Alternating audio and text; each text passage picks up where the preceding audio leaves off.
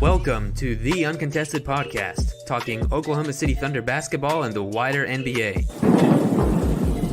Sam Presti said, lower the hatch, load up the cannon, and get the tank out rolling. Catch new episodes after each Thunder game and every Sunday night. This is a house of learning doctors. Follow the Uncontested on Twitter, Facebook, Instagram, and YouTube to catch new content as it drops. I mean, a cat and a dog connected together? This is Lou Dort. You're listening to the Uncontested. What is up? Welcome to the Uncontested Podcast.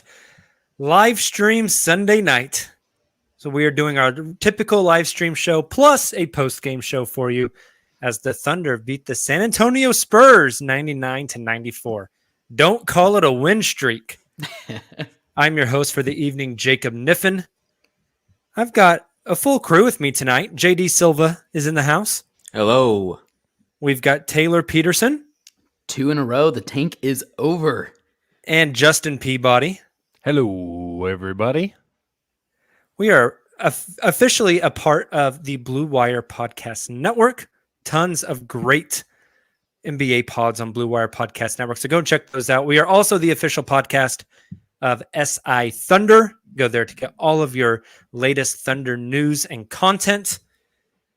Shout out to everyone joining us on the stream tonight. If you're listening to this podcast version on your podcast player of choice, we appreciate you. Make sure to go drop that 5-star rating.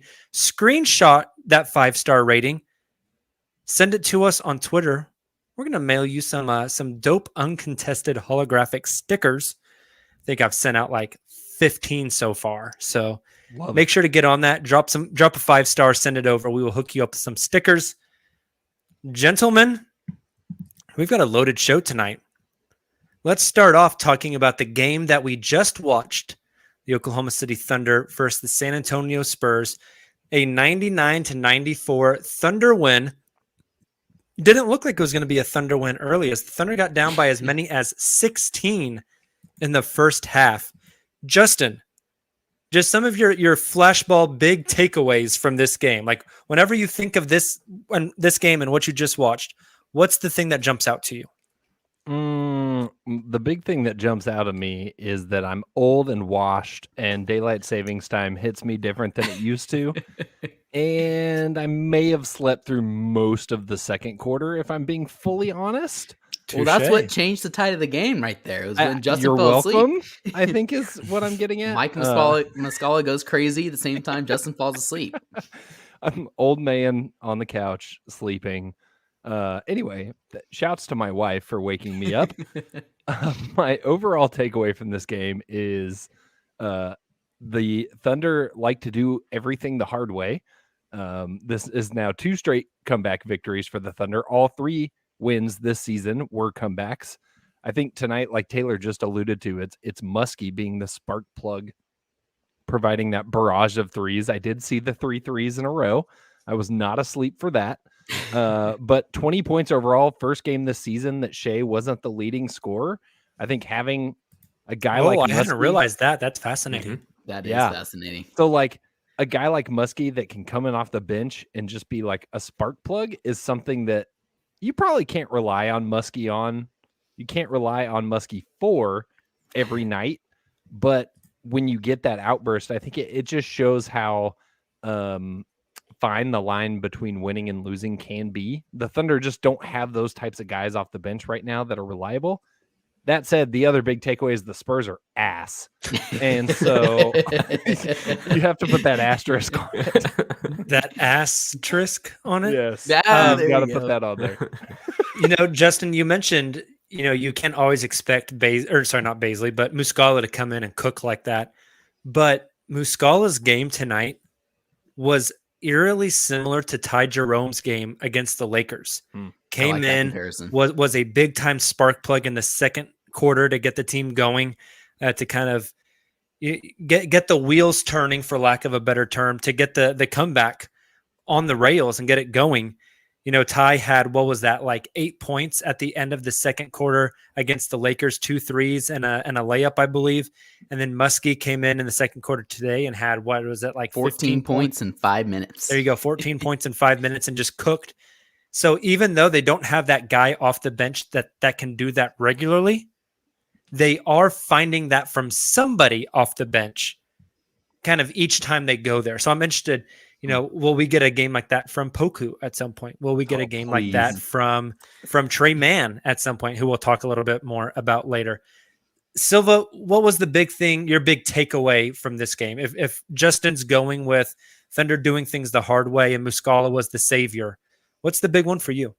I thought it was fun to see the Thunder win a game in which Shea and Giddey were not the two best players on the court at the same time. I thought Giddey legitimately struggled. Shea struggled a lot. I think he only took 5 shots in the first half, and it just taken 16 shots, only made 5 of them. But it was awesome to see players like, honestly, Darius Bazley. I'll give him a shout out. He's a big reason why we won, why we were able to close out the game in the fourth quarter. I think he kind of, I don't want to use the word dominated, but he used his size and athleticism to get a lot of crucial rebounds. He was the only player on our team with double-digit rebounds, actually. And the Spurs are ass and small. Silva, funny you mentioned that about Bazley, because post-game, head coach Mark Daignault mentioned that this was like a peak, a ceiling for Darius Bazley as far as energy and physicality. He said he can play like that. It's just a matter of getting it out of him consistently. And I agree with you. There's that word. I've trashed on Bazley a lot recently, so I have to play the other side of the coin as well and give him props tonight. I think tonight was his second best game of the season, even though he didn't score a lot. I think that first Lakers game was his first best game of the season. I think this one was the second. The way he defended and got physical, the way he, especially in that second half, rebounded the basketball, I thought was very impressive. And sometimes he still makes poor decisions, but only 1 3-pointer tonight. Yes, it was one he splashed there in the fourth quarter. Wide open corner 3 that he drained. Yep. Yes. Some of his drives were well timed, I thought, this go around tonight. And instead of trying to force a shot around the rim, which he still did, to your point, Jacob, but he found open shooters, or one of his players on the perimeter that were able to swing to another open shooter, right? He was able to kind of keep the offense alive in that way. And honestly, that was needed tonight when the Spurs were packing the paint like they were, taking away the drives for our 2 best players in Giddey and Shea, to Silva's point. Bazley was able to kind of create offense there and then dish out. He made the right decisions by dishing out, and that created offense for this team when Shea and Giddey were unable to. There was defenders like the Spurs have. There was 2 plays specifically off Darius Bazley drives. One was in the second half where he drove and went up, drew a defender, and then dropped off a little pass to Jeremiah Robinson Earl, who dunked it.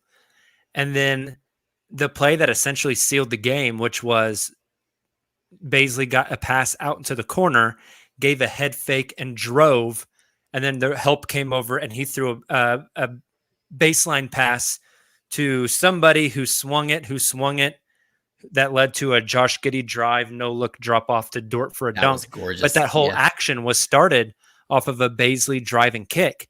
Yep. I thought he made much better decisions tonight, and just the physicality.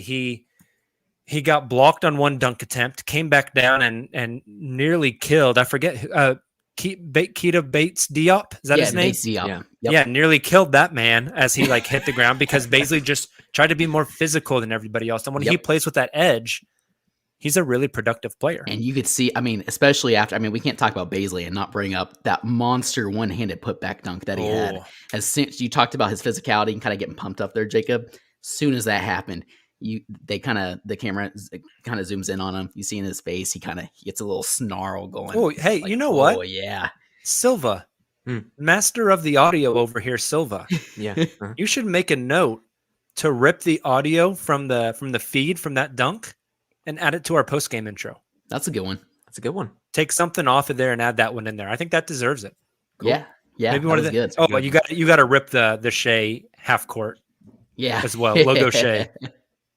The Lakers had a really good one too. They're like Shea Gilgeous-Alexander, already a superstar or something like that. It was really cool. I'll just send it If to you that guys. exists, go grab that It's in right now. Yeah. It's in the highlight video I put up a couple nights ago. There you go.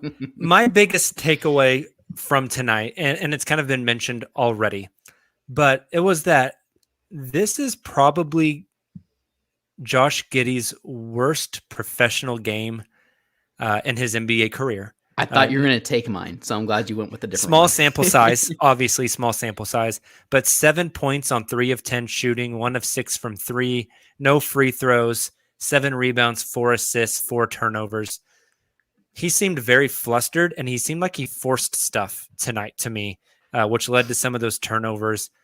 Just some poor decision making. He took a step back 3 there on the left side of the court late in a shot clock situation that like hit the side of the backboard. Just looked out of sorts from the word go. I'm not sure if he's showing up more prominently on scouting reports now and teams are scouting him better. I'm not sure if that is length from the San Antonio Spurs and the interesting lineups that they play, especially packing that paint. But Taylor, what do you attest Josh's poor night to, and what can we take away from that? I think I really do think part of this obviously relates to him being scouted, and him being able to, start to get used to that, analyze that, and find ways to open up his game again, and expand his game to be able to get to the rim and be able to score. But I think a lot of it was due to Pop and their game plan, because it wasn't just Josh who struggled driving to the rim. Like Silva mentioned, it was SGA as well. Now, the difference between a more tenured SGA, maybe is the right way to put that, ascending into superstar level, and a Josh Giddey who's still a rookie, but has at least the same playmaking potential. I'm not going to say the same ceiling as Shea, but the same playmaking potential, if not a little more, is Shea was able to set up his teammates when the drive wasn't there, right? Still was able to dish out 10 assists, even if he wasn't scoring.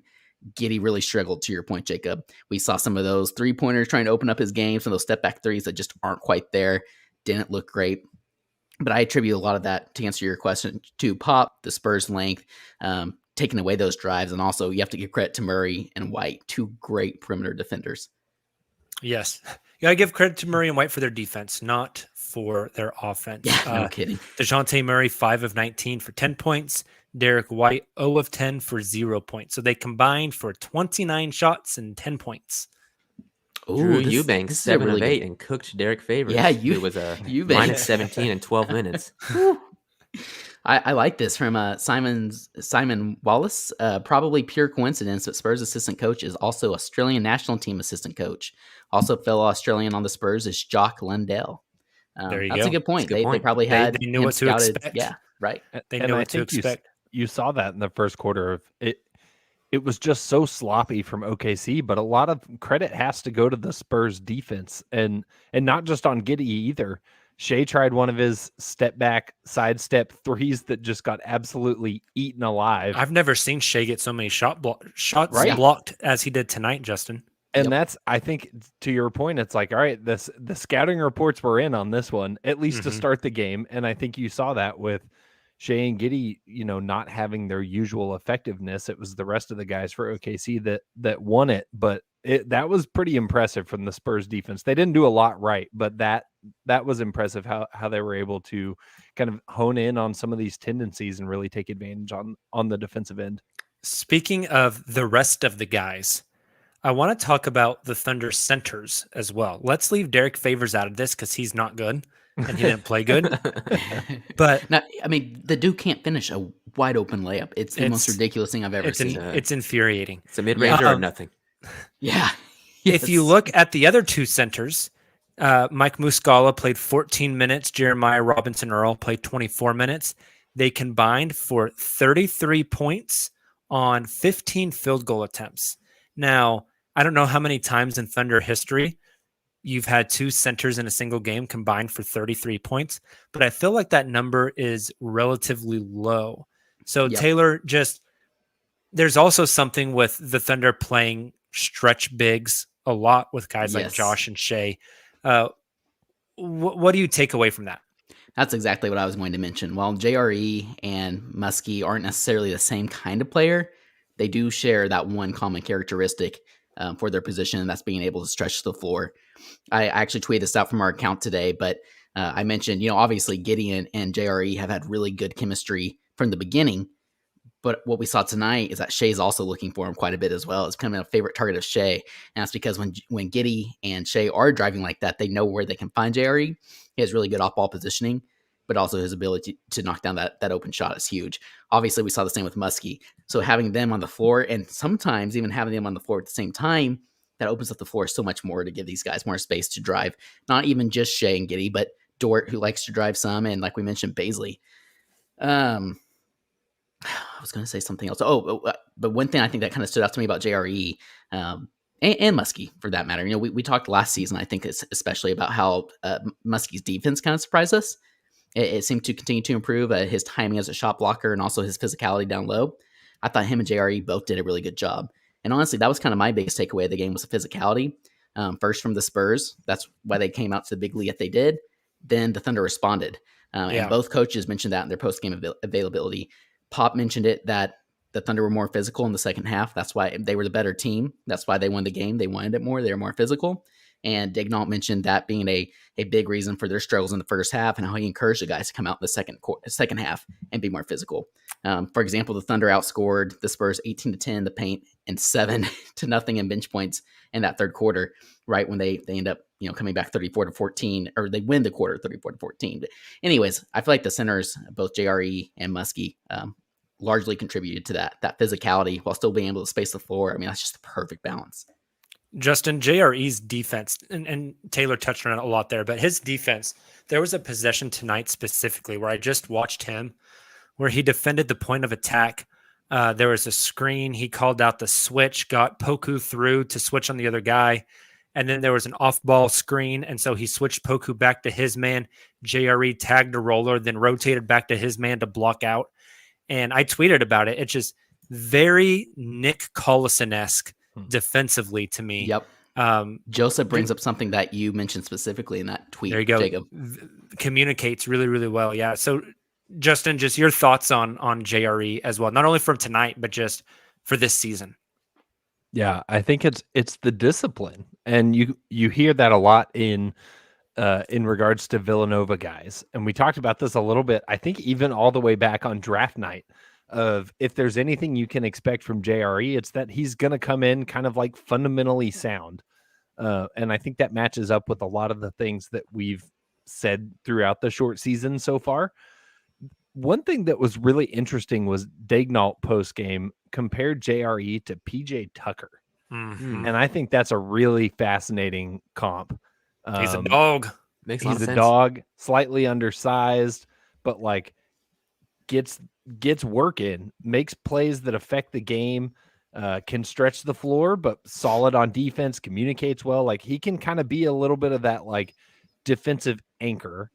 Not in the sense that like he's hands down the best defender on the floor, totally changing the game, but like somebody that like keeps everybody on track, communicates well, makes sure people are in the right position, knows what they're supposed to be doing, can help kind of like piece that together.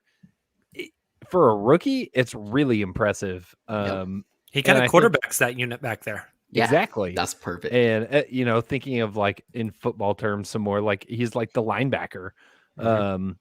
Another great analogy. But I think like that overall for JRE, what I love about the Nick Collison comparison is you can make a career out of that. You may not ever be an all-star or all NBA, and that's fine, but you're going to have a long, healthy career. Just look at PJ Tucker, because everybody wants a guy like that on their team. And so I think JRE, if he continues to do this, he's going to have a long, fruitful career ahead of him. Hey, put a pin in that little quote that Justin just said, because we're going to get back to that here in a little bit with one of my takes coming up. But put a pin in that one for sure, guys. Before we finish up with our post game analysis of this Thunder versus Spurs game, last thing I wanted to touch on was Alexei Pokashevsky, who got 18 minutes tonight. Only 1 of 3 from the field, 1 of 2 from 3, had 5 rebounds, 2 turnovers, 3 points. As far as Poku shit is concerned, that's just what I've dubbed it now. It's just called Poku shit. He had some crazy drive flip behind the head Oh my pass gosh, did. yes. to a whole Just- bunch of nobody, which was incredible. Mhm. You know what it But reminded me besides of, that- honestly, was Russell Westbrook the other night for the Lakers. That's a good Kinda point. did the same thing against the Yep. Thunder. So Yes. maybe he was taking notes. There you go. I thought Poku once again played very much within himself and within the offense. He's kind of taken up the mantle of doing some dirty work, defending, trying to block shots. He had some critical rebounds, and Jacob, He I think just runs circles. Yes, he ran. I was gonna say, I think He it was like your tweet. dribbles up, he hands it to someone, he runs to the corner, goes down the baseline, comes and up, runs to the and free then he throw just line. does circles and then It's catches amazing. an offensive rebound. He's like, Um, look, I'm gonna get bullied down low, so I'm just gonna use my length and size to my advantage. I'm just gonna crash Exactly. the boards. His three tonight was off a beautiful Shea driving kick to an open Poku who just didn't hesitate, fired it up. Looked fantastic from a form Not standpoint. doing as much playmaking, which I would like to see him get back to slowly. But it feels like he is kind of falling into a groove. And Yeah, this he's is- finding a role with this team. He's our Exactly. blue collar boy. And I'd kind of like, speaking of blue collar boys. Speaking of blue, though, I would like to see him get some burn with the blue. Not to go Yes. completely off topic, just so we could see some more of that playmaking, Jacob. But agree with both of you there. Definitely kind of finding his role within this team. the G League won't know what to do if they get Oh my Poku and gosh. Veet on the same team. Yes. Two tall, white Eastern Europeans Playmakers who want to play make all the time. They won't know what to do with themselves. just throwing full court oops to each other. I love it. Beautiful. I love it. Silva, Justin, any other comments on our Lord and Savior Alexei Pokashevsky? I didn't notice him that much, which might not Just be kind a of bad a good thing because you didn't know Yeah. some bad and you didn't know some Yeah. good. Yeah.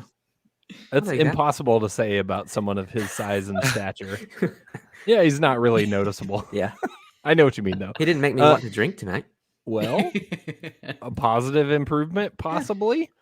No, I think I'm with you. He seems to be like, the wild Pokashevsky roller coaster that we got to experience so firmly in the latter parts of last season is super fun from like a fan standpoint during a point in the season when there wasn't a lot of super fun things happening. I think we kind of latched onto it for that reason. This is way more encouraging to see him like actually contributing in functional, like meaningful ways within the system, within the offense, within doing role player type things that he's supposed to be doing, other than when he's just out there like it's an A&1 mixtape, which is super fun, but probably not like his long-term role. Yeah. I think if he continues to develop that, like you said, I would like to see a little more playmaking, a little bit of that Poku sauce that we know and love. But overall, I think it's a solid improvement. He still has a long way to go, still super, super, super raw, but also still super, super, super young. Hopefully he as he becomes more comfortable within this role and gets trust from the coaching staff to get these more consecutive minutes. Hopefully we see some more of those flashes intertwined within his game and he becomes more confident in those as well. He polishes that part of his game and then you have a well-rounded Poku in a perfect world. To wrap up our post-game segment, I just got to say, I tweeted it out. I want to make it known on the podcast as well. I mentioned it earlier, that possession there at the end of the fourth quarter, kind of closing out the game, where it started with the ball in Shea's hand, who made a move, kicked to Baisley, who drove on the baseline, drew a defender, swung it to the opposite corner, who then swung it to Josh, who drove and threw a no-look pass to Lou Dort.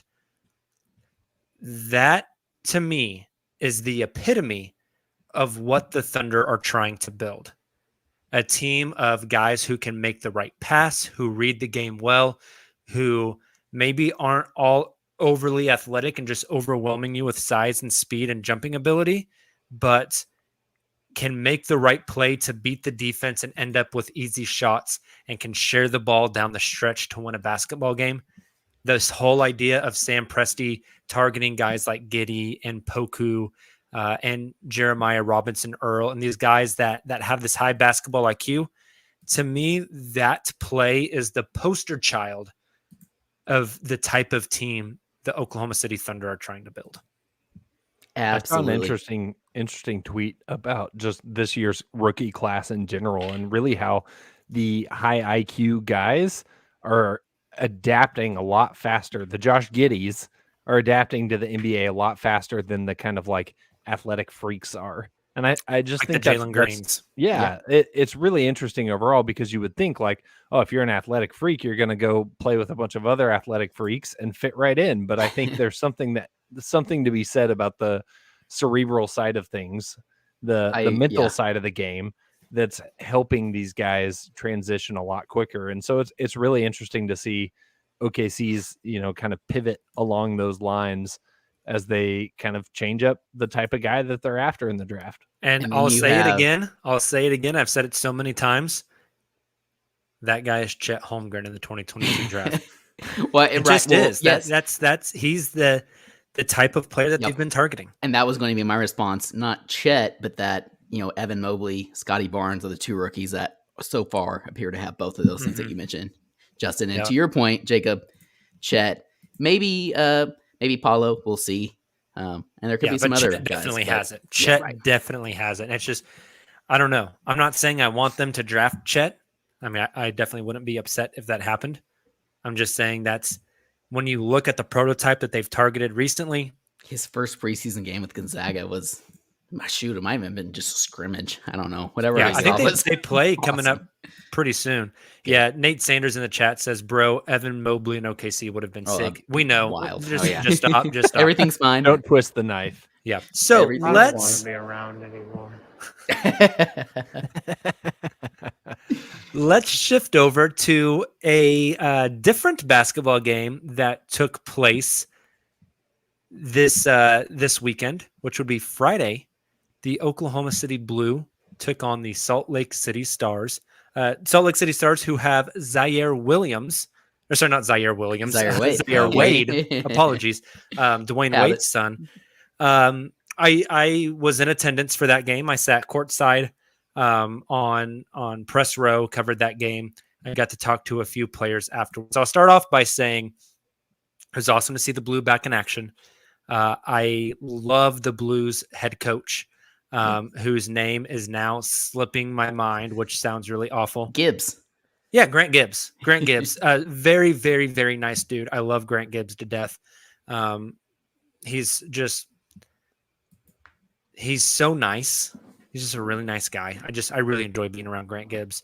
We also got to talk to Trey Mann and Vít Krejci after the game, both who had very good nights, along with DJ Wilson, who had a very good night for the Oklahoma City Blue. And Aaron Wiggins played really well. Also, really, you could say everyone played well, because I hit you guys in the slack with 4 minutes left to go in the third quarter. The Salt Lake City Stars had 42 points.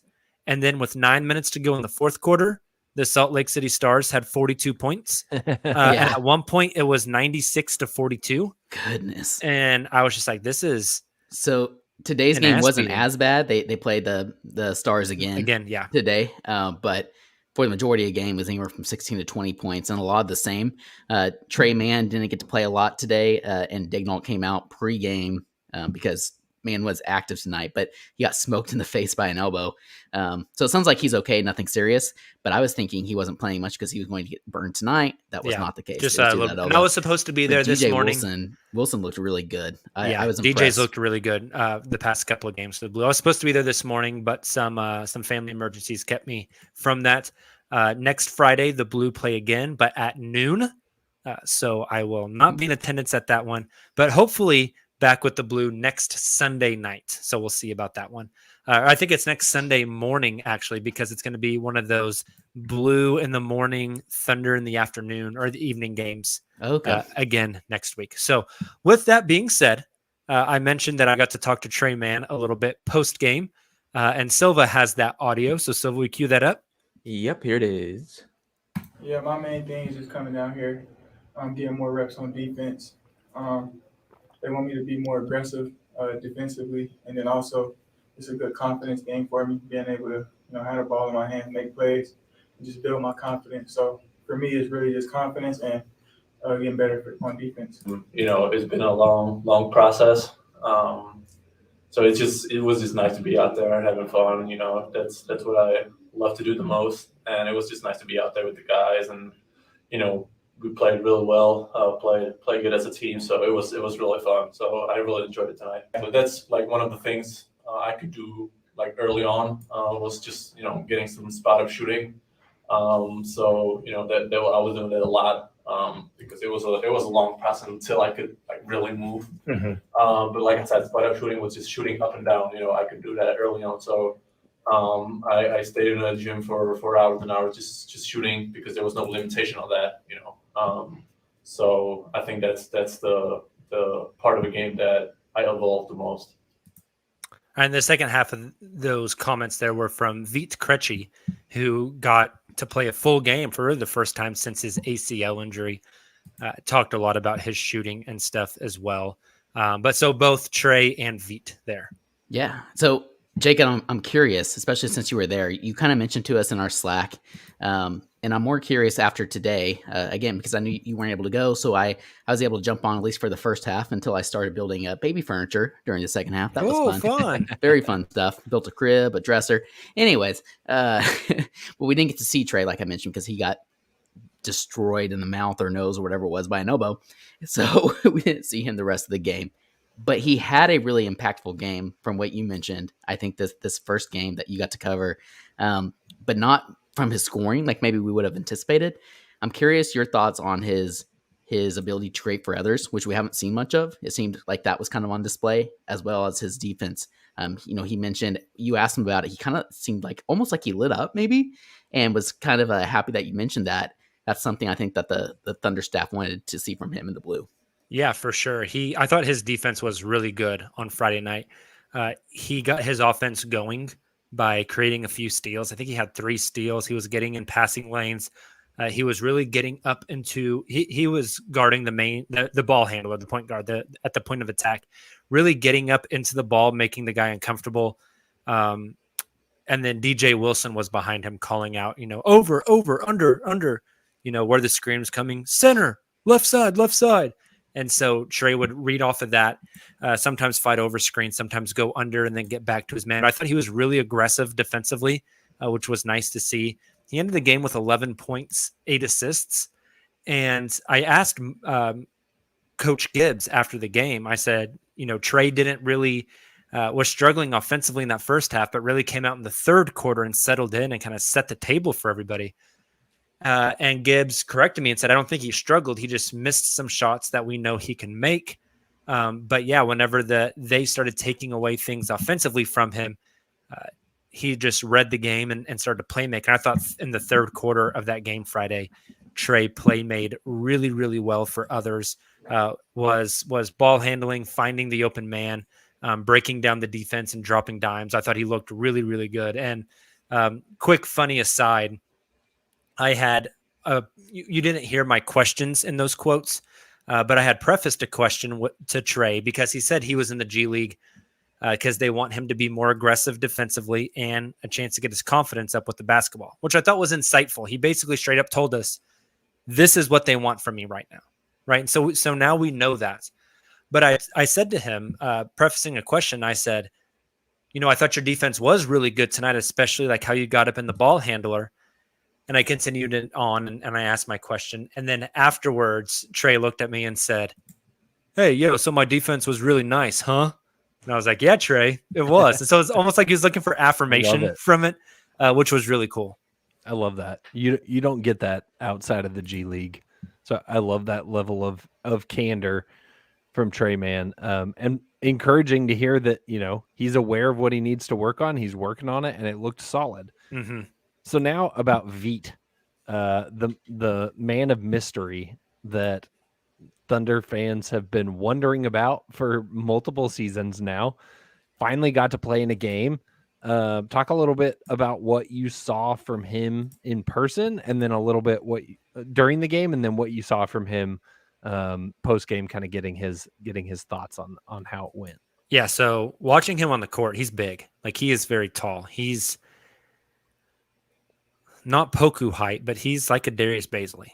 Like he's big. He's a little scrawny, but he's big. Post game, he told me that over in Spain, he played a lot of point guard, and so he guarded opposing point guards, but he doesn't mind bumping up and getting physical and guarding bigs as well. And he feels like he can guard 1 through 3. He guarded That's a lot of pretty point cool guards insight tonight. that I gave you. Mhm. Yeah. Yeah. He great feel for the game. He sets everything up so nicely. He had some really nice touch passes off, like a pass would swing to him and he'd quickly redirect it to a guy cutting or something like that. Reads the floor really well. He mentioned in that quote there that Silva played us, he's been working on his jump shot a lot. He told me specifically, he said the transition from Europe to American basketball is like American basketball is a lot more one-on-one and less like of a team. He didn't say like less of a team sport, but basically saying you have to play a lot. He's alluded to that. He said you have to play a lot more one-on-one basketball. And so his jump shot is something he's been working on a whole lot in the recovery process. And he had in that game like a late shot clock step back 3 that was just like silky smooth. You can see the intrigue there for sure. Today he flirted with a triple double, does a little bit of everything. I thought he got to the line really well on Friday night, drawing contact, being physical. Interestingly enough, I don't know if you guys know this, in the G League, it's 1 free throw for both the points. Yep. And it speeds the game up a whole lot. It's really I cool. love that. They incorporated that, I think, 2 seasons ago to kind of see how it goes. And that could be something we see moving forward. It'd be kind of fun. One free throw for 2 points, and then you just move on. So that's kind of cool. But yeah, I thought he was really good. And post game, he was very chatty. Really wanted to give us a lot of insight. I thought the stuff about European to American basketball was very fascinating as well. He's but really a really well spoken. really kind guy. Took me back. He just talked about how he's really worked really hard on his recovery and how the coaches knew that, he's at 100% physically, but he said like he went down at one point on Friday and was like worried about his knee immediately, but then like kind of brushed it off. So I think he's still working through like the mental aspect of it. And he said the coaches understand that and they're working with him. And, there was no pressure on him to go out there and like do a whole bunch in that game. But a really well-spoken, nice young man that I think the Thunder are very interested in because, again, you want to talk about a guy that fits that mold. He's tall, he's long, he can play make. He's very cerebral, high IQ, does a little bit of everything, jack of all trades kind of player. He's, a Poku, Josh Giddey kind of prototype player. Yeah, I noticed that a little bit today in the 2.5 or so quarters that I was able to watch via the stream for the Blues game today. One thing I did notice, and I kind of attributed to that rehab and coming back from that injury, Jacob, he's a step slow on the defensive end, especially against smaller, quicker guards. I want to say it was actually Wade that he was guarding. One possession specifically I saw where he pretty much just, one quick step back, one quick crossover, and just blew right by Bit. He was still a step behind, very obvious. But on the other end, I mean, a lot of playmaking flashes. There was one play, or a couple plays actually, where he was able to either get a steal or grab a rebound. Again, we keep talking about this style of play, like you mentioned, Jacob. He puts the ball on the floor, and then just like in a Giddey or Poku fashion, almost a like 3/4 court pass to a offensive teammate who is able to generate offense in transition. So I noticed a lot of those flashes as well. Still just trying to get some strength and speed back, while also trying to get acclimated to a new brand of basketball, like he mentioned to you. Yeah, it was very insightful, very fascinating. So I really enjoyed going, and hopefully we will be back at more G League games and getting more of that insight for you guys. It's pretty interesting watching him play in the Paycom Center too. Yeah. I had never covered a game in the Paycom Center, so I was on the phone with Nick, cool. like, where do I go? What do I do? How do I get to this Where place? they hide the snacks. Quick little like side note. At halftime, I got up to go use the bathroom, and so you walk down like behind the Thunder bench, and then around the baseline over to the tunnel, to the opposite tunnel that the Thunder come in, and there was somebody sitting like on the front row, just kind of chilling in a hoodie, and I accidentally like nearly bumped their leg, and I said, "Oh, I'm sorry." Kept walking, went to the bathroom. And then, so when I'm coming back, I'm walking down the baseline, coming back, and I'm looking at that person, and they're on their phone. He comes up to you and says, "I'm that guy. I'm that guy. I'm really him. I'm really him." Looked up, and yeah, it was Shai Gilgeous-Alexander who I nearly bumped. And so Shai, Lou, Sam Presti, Eric Maynor, a whole lot of the guys were there watching the OKC Blue on Friday night, which I kind of figured they would be. Yeah. And cool. because they were home, and they 2 years ago, and you guys know this, whenever I was covering the G League, the Thunder were there all the time hanging out. So really cool to see. Really cool to see. Did you look Sam Presti right in the eyes? Did you guys lock eyes? I did not. He looked way too cool for me to look at. That's fair. It is cool that they, the Thunder guys go out and support the team, because I've gone to a few Texas Legends games down here. I think I've shared some of those stories on the podcast before. It is not like that at all. It's like trying to play a basketball game in the middle of a circus, and there's not anyone Dallas Mavericks personnel within like 50 miles of this arena. It's just a complete clown fiesta. I think Who are they, Thunder are affiliated? very what's the word that I need to use here? They're very into. That's not the right word. Like, but They're very invested. They're very invested in the G League. They're very progressive, forward thinking, and like trailblazing with the G League and how they utilize it. Yep. Agreed. Absolutely. And not, as we've seen in the past, not just for their players either. You mentioned Gibbs, Jacob. I would not be surprised to see Gibbs on the Thunder's bench. He'll follow the Mark Daignault. Yep. The Mark Daignault track. So maybe not for head coach because they're close in age. But yes. So awesome. Well, there's your G League update, your OKC Blue update. Gentlemen, to close out this episode, I had a fun little activity I wanted us to do. We are about 10% of the way through the NBA season. Through the Thunder season specifically. So we are each going to make a Thunder statement with 100% confidence. Now, this doesn't mean it has to be a hot take that you're firing off that you fully believe. It can be like a lukewarm take. It's like the bathwater after it's been sitting for a while. It's that microwaved food that you microwave, but then you forgot about it because you got busy and you come back and it's a little warm, but it's not all the way hot. Yeah.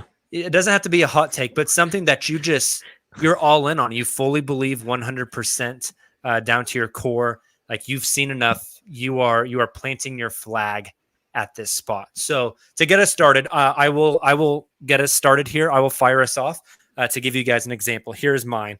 Justin, I told you to put a pin in it earlier. Jeremiah Robinson Earl is going to be the Thunder's backup center for the next decade. Ooh, I nice. like that. I don't know if that's hot. I don't know if that's hot, but he very much feels like culturally, style of play, demeanor. He was built in a lab by Sam Presti. And I think he is not really a ceiling raiser, but he is a floor raiser for sure. He really raises the floor of your team. He's a jack of all trades. Again, I see so much Nick Collison in him. I think he's your backup center. I never think he's going to be like a big time starter. I think they're going to find that guy. Yep. But I think he is just your glue guy, backup center, can run the 2-man game, keeps everyone in line defensively, makes the hustle 20 plays minutes a night kind of thing. For the next 8 to 10 years on this team. I think he's going to be 29, 30, 31 years old, still playing with the Thunder. How close to his ceiling do you think he is at this point? God, 85, 90%. Yeah. I know that seems like a lot, but I mean, the dude went for what, like 11 points on 3 of 5 shooting tonight? 14, I think. Yeah. 14 points, had like 5 rebounds. Gained some more size and strength, refined that shooting, and continue to improve on. It's like on he walked in as a veteran role player. Exactly. Yeah. Right. He does everything correct. Yep. So that's do you guys have any disagreements there? No. I look forward to retiring his jersey in about 12 years or so. Yeah. He and Rich Williams are both just kind of that vibe. Okay, so very much so. I thought I'd get some pushback. I thought we'd get some debate on that first one. I like that a lot. So Justin, your turn. Give us your 100% confident Thunder belief. Okay. By the end of the season, Veet is taking all of Teo's minutes. Oh, I like that. Okay, I had a similar one about Veet in terms of playing time in the second half of the season, but not that he would take Teo's minutes. I like that a lot. Okay, so I think that's interesting. I'll disagree with you there a little bit. You of all people? No, I think Veet is really good. I But disagree in terms of Teo, but I think Teo should not play, but I don't think he's going to take Teo's minutes in the sense that like Teo almost exclusively plays the one on this team, and I think you're going to see Veet play a lot more like front court. Yeah, I wouldn't be surprised if you see like Veet, Poku, and Baisley kind of splitting up minutes. In that we front court. saw where Ty Jerome came in for like Darius Baisley, vice versa. Yeah. Poku came in. I think the Poku, Ty Jerome, Teo minutes, they're all going to be up and kind of. It's going to depend on the night, right? Yeah, and that's where Veet can slide in and get some of those minutes. I thought you were starting to describe a Veet, Poku, Baisley lineup, Jacob. And I was why not? Josh, Veet, throw it out Poku, there. Baisley, Shea. That is kind of a trend I'm seeing. Nonsense. We'll see some of those, like, to put it lightly, not so great lineups in the second quarter, just to give those guys a little bit of burn. And then we never see them again for the rest of the game. That's been a trend for like the past 3 games. Yeah, just get a shot. Yep. The Veet take is fun, though. I think he's still going to play a lot of G League minutes. I think he'll play more G League minutes than NBA minutes this year for sure. But to your point, when the G League's over, it's going to be very interesting to see how Dagon incorporates Veet and Trey Mann back into some regular minutes. I'm interested to see how Veet progresses throughout the G League year. Yeah, because the G League team plays 50 games. So that's exactly that's actually kind more of than I remembered. Where my head was at was, knowing that, like you said earlier, it was his first game back after the injury. I think kind of seeing how he gets in a groove is going to be everything with him. Yeah. Silva, give us your Thunder take. You are 100% confident in. Yeah. So Justin, you almost took mine. Mine's just a few gradients further into the flames than yours. Starting next season, Teo Maledon will not be on the Thunder roster. I think that's fair. There's too many mouths to feed. Yeah, too many mouths to feed. We have how many guaranteed picks? We have our pick and then probably one more. It's the Suns. No, we have the Clippers pick this season. Yeah, we will also get the Suns pick unless the Suns miss the playoffs. Yeah. The ones that will probably hit are Suns, and so minimum 2 probably, and then if the Clippers continue to just bottom out, then 3. Yeah. Why wouldn't so if Teo keeps doing what he's been doing, which he was 0 for 5 tonight, didn't really do anything else. If he continues down that path, why wouldn't you just take another swing on someone else and send him somewhere else? Yeah, and you have Trey Mann. I just worry about how much this Sam Presti, Daigneault both seem to really think highly of. They love that stability, that that high floor, I guess, hypothetical high floor that he brings. We saw it last season. We saw it into the G League, but since then we have not seen a high ceiling. He puts no pressure on high the floor. defense. I keep saying that right at all. I mean, they were leaving him them being the Spurs with him wide open. He never makes the defense make decisions. He just swing. He takes 2 dribbles. He looks and then overwhelmed. Swings the ball. Nobody is scared of him. Nobody's worried that he's going to do anything. Like I could see Trey absorbing a lot of those minutes. I would like to see Trey absorb a lot of those minutes. Absolutely. That's interesting. I wonder how the Thunder would go about that. Are they able to throw him in a sort of trade? Do they just? I mean, it'd be weird to just kind of waive a player on their rookie contract like that. But I agree with you, Silva. You still have Ty Jerome as well. Keep him on the end of the bench? Probably not. Yeah, no, that's the sauce lord. They'll trade him for something. It'll just be interesting to see what that looks like. But also, this just reiterates my take about preseason and summer league and how it's all completely meaningless. People were slobbering everywhere after the first summer league game. Teo's taking the leap. Did you see his guns? Look how big he is. Yeah, he looked great in that one summer league game. But yeah, ever since then, it's been just pretty meh. And now, granted, it's, the very beginning stages of his second year. There may be more there. There may be more there later in the season. But I agree with you, Silva. If there's not, how much more do you need to see from him? Yeah. If he doesn't show anything at all this season, why? I mean, it's not a coincidence, I don't think, that the past 2 big comebacks that the Thunder have had, it's been because Dayton hasn't played Teo a lot of minutes. And he's played Ty Jerome double the minutes every night. Yep. Teo in 7 minutes tonight, he had that one assist where Poku kicked it up to Teo, who kicked it across to maybe Dort or somebody for a layup. Besides that, zeros across the board. 0 rebounds, 0 assists, 0 blocks, 0 turnovers, 0 fouls, 0 plus minus, 0 points. I think I came into this season Glorified thinking cardio. Yeah, I came into this season like really. I'm surprised that Teo has been as bad as he is. I think I came in thinking my Baisley stock would just be plummeting constantly. It's afloat, you know. My Baisley stock looks like a leveling out. scribble. It's just up and down and up and down and up and down. Which is But what Dayton Teo's mentioned been in his bad. post game. Yeah. Yeah, Teo's just been bad. It's like he's playing 2K with nothing but the pass button and the move joystick. Nothing. That's so true. So Every true. button is pass. Yeah. All right, Taylor, your Thunder take that you have with 100% confidence. This is a pretty good transition. And I don't know, maybe mine's the spiciest in terms of I think it'll make our listeners the most upset. But look, just based off what I've seen, how both, really just digging on how he talks about this player and the opportunity he continues to give this player, the long leash this player has. I think Darius Baisley gets the extension 100%. I'm pretty confident in that. Okay. That's I'm interesting. sorry, that would be this offseason, but I think he gets the extension. Yeah. I'm I'm starting to not believe. saying I want that yet, Yeah. right? Like I'm just saying I'm pretty certain it happens. Yeah, based off you're how the saying you organization- believe it will happen 100%. He's Correct. not going to not get the extension. He's not going to get traded. Correct. Interesting. I think I'm starting to believe more in the possibility of the extension happening. Maybe I think that's I believe in that a little bit more than I believe in Baisley just blossoming totally. Like I Yep. think we might give him an extension even if he hasn't shown everything we want. Like Daydon't keeps he mentioned the peaks. I love that it's not really an analogy, but I love the way he described Baisley's development. He keeps showing these different peaks, but then he kind of goes back in these valleys and just all this inconsistency, and that's how us as a podcast covering him have felt. That's how us as fans have felt with Baisley's development.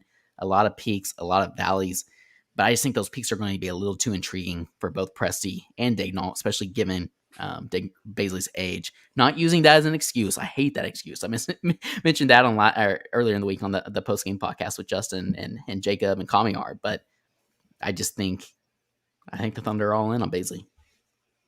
Meh. I'm not sold. I don't think I buy the 100% certainty aspect of this take. I think it is very much up for grabs whether Baisley is going to get that extension or not. I think that we've seen the Thunder walk away from more promising prospects than Baisley. Ooh. And I don't know. I don't know that he's shown enough to warrant keeping him around. Like he may turn into something eventually. Absolutely. He may Cameron Payne it and figure it out later down the line. Who knows? But like, I don't know. Or T Ferg, and unfortunately, T Ferg is no longer in the league after he was traded. And that's the thing is like it. He reminds me a lot more of T Ferg. Yep. Mm-hmm. And that's where I just don't know. I with as many like draft picks as we just alluded to, and as many guys as are already here, like it just feels like there's a lot of other prospects that they're going to have the opportunity to explore. I mean, and I don't know if they Baisley, draft a Paulo or a Chet. Like, I mean, you Yeah. can play Chet at a center hypothetically. I just don't know that like his seat on the bench is going to be worth keeping filled after Yeah. this season. Yeah. I could definitely see Darius being like a draft night trade to move up. Yeah. Move your draft pick up from like, let's say the Clippers pick ends up being like pick 13. You trade pick 13 plus Baisley plus something else to go. And get, maybe pick number 8. like we just talked about, some of those peaks, maybe those are enticing enough to another team. They think they can bring out the consistency. I was gonna say if they're gonna use him to trade up on draft night, he better start showing something Showing a more little more peaks. consistently. Definitely. Yeah. No, I totally agree. I think these are interesting. I'm glad that we have some stuff that we all kind of firmly believe in. I mean, and I'm sure like we could fire off some more takes here, but I think a lot of people go on podcasts and fire off just very, very hot takes. But I like having these like rational, I fully believe in this thing takes.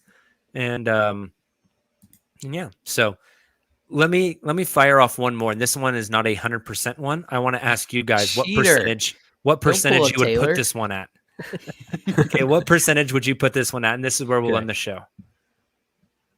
Shai Gilgeous-Alexander getting the All-Star nod. Oh, I had this one on my list, and I was thinking about it. What percentage? I don't think any of us have it at 100%. That'd be kind of crazy. But what 30%. percentage? 30? It Yeah. feels kind of low. So right now, after tonight's game, stats.nba.com has updated. Shai is scoring 22.5 points a game, 5 rebounds, 4 assists, and he is shooting 37% from 3 on 6.5 attempts per game. I think there needs to be an injury. Okay, so he kind of gets like the Devin Booker. I found my stat I wanted. Most isolation points this season. Well, there was a couple, but this is the first one I found. Most isolation points this season. Shai was 66. Granted, this was 11-2, so a couple days back. But most isolation points per game this season, or actually total this season. Shai 66, Harden 58, and KD 56. There you go. Pretty incredible. Yeah. That was after his logo 3. I was gonna say 30 also. Silva beat me to it, but that's not a knock on Shai either. And so anybody listening to me predict 30%, like that's not a knock on Shai. Is he an all-star caliber player? 100%. Like that's my 100% rating. He is deserving. Yeah. Mhm. There's a big difference between being deserving and actually being on the team. Just look at what happened with Devin Booker last year. Like it took the Adam Silver special selection of filling in for somebody else for Devin Booker to get to be an all-star. Think of how long it took Dame to be an all-star. Like there's lots of good players that don't get all-star nods. And unfortunately for Shai, I think that might be him until the Thunder are back in contention. Once winning, whether it should or shouldn't, plays a big role in all-star selections. And I think that once the Thunder are not repositioning and replenishing, then you have a Shai all-star nod. I just think if a young point guard gets in, it's going to be Ja. Even though I think they're similar to like similar skill level players, Ja just plays a much flashier style and is getting a lot more media attention. I agree. I think I kind of have it at 40% right now for a lot of the reasons you guys mentioned. The main being that there's just so many talented guards, especially on teams that are competing. Like you guys mentioned, the Grizzlies obviously Ja's a perfect example. But there is more buzz about Shai this season. Nationally, I've talked about it a lot, Taylor. The conversation started last year. And starting the conversation is huge. And that's important. That's absolutely important. So maybe it is a Devin Booker situation when guys like Ja have already made the list. But I think there's a greater than, I mean, I don't want to put it at 50-50 yet. I think it's a little too early for that. But I think we're starting to flirt with 50. I'm going to go 40%. All right. I like it. One more. I want to see where you guys have your percentage at. Thunder are currently at 3-6 on the year. Their Vegas over-under was 23. In order to break 23 and go over at 24, they'd have to win 21 games out of their 73 left. So the rest of the way, they'd have to go 21-52. What percentage do you give them of making the over, Justin? 25%. Oh, wow. I thought you'd go a lot higher considering the challenging games they've played so far. I wish I had that. It feels to me like they're kind of figuring some stuff out. I don't disagree, but we'll have plenty of interventions in our pocket to prevent them from figuring too many things out. Touche. Yes. And I don't mean that to say we're gonna shut down Shai and make up fake injuries. Like that's not what I'm saying. However, we just talked about a bunch of guys that are playing on the blue that aren't going to be on the blue at the end of the season. Mm-hmm. I think you could see them get some real minutes, and whatever happens to the outcome of the games as a result of that happens. And well, hey, the next 2 games for this team are against the reeling Pelicans, who nobody wants to talk about being the black eye of the league. No it's the Thunder. I was told we would get 9 wins total. No kidding. The Pelicans on Wednesday, and then the Sacramento Kings on Friday. This team That's a could be fun one.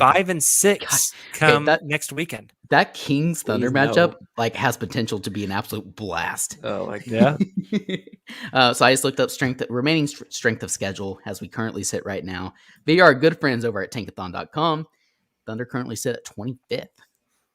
So Oh, there not you a go. very Not too difficult. strong. Yeah, right. Yeah. Interesting. So, Silva, where do you put percentage-wise the Thunder hitting the over now after their 3-6 start? probably like 40%. But if they do go over, only by a couple games. Yeah. I And then think if Taylor, I where do you put it? I don't want to say 40 again. So I'll say it's kind of 50-50 at this point because All right. there's so much I like what Justin said about the different levers that can be pulled to make sure you don't reach that. I'll go the 40% on this one. Yep. I'm feeling better and better.